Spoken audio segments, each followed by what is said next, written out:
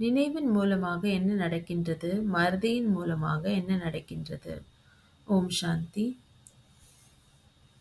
நாம் தந்தையை நினைவு செய்வது என்பது தந்தையை மறக்காமல் இருப்பதாகும்.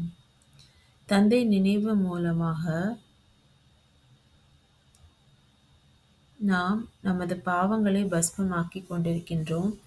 மேலும் சில குழந்தைகளோ 1 மணி நேரம் தந்தையின் நினைவில் இருக்கின்றார்கள்.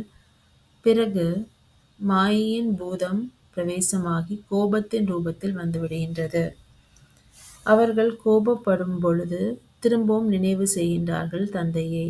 அதாவது அப்படி நாம் தந்தையை நினைவு செய்வதன் வருமானம் முழுவதும் அழிந்து விடுகின்றது. ஏனென்றால் நினைவில் தான் வருமானம் இருக்கின்றது.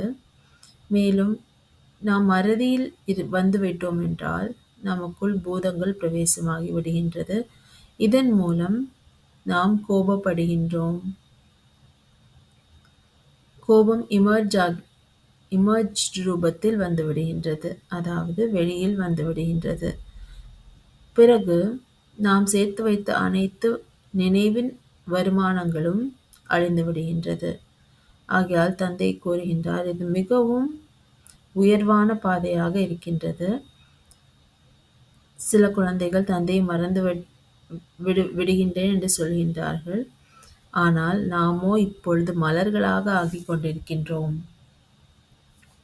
மலர்களாக ஆவது என்றால் இது அனுபவ விஷயமாகும். ஒரு வீட்டில் அன்னப்பறவையும் கொக்கும் சேர்ந்து இருக்கின்றார்கள். மனைவியோ தந்தையுடையவர்களாக இருக்கின்றார். குழந்தையும் கணவனும் தந்தையுடையவர்களாக இல்லை என்றால் மிகவும் கடினமாக இருக்கின்றது. ஆகையால் தந்தை சொல்கின்றார், நீங்கள் மலர்களாக ஆகவிருக்கின்றீர்கள். மலர்களாக ஆனீர்கள் என்றால் சத்யுகத்தில் வருவீர்கள். சத்யுகமோ முழு கலைகள் நிறைந்த 16 கலைகள் நிறைந்த தேவி தேவதைகளாக ஆகின்றீர்கள்.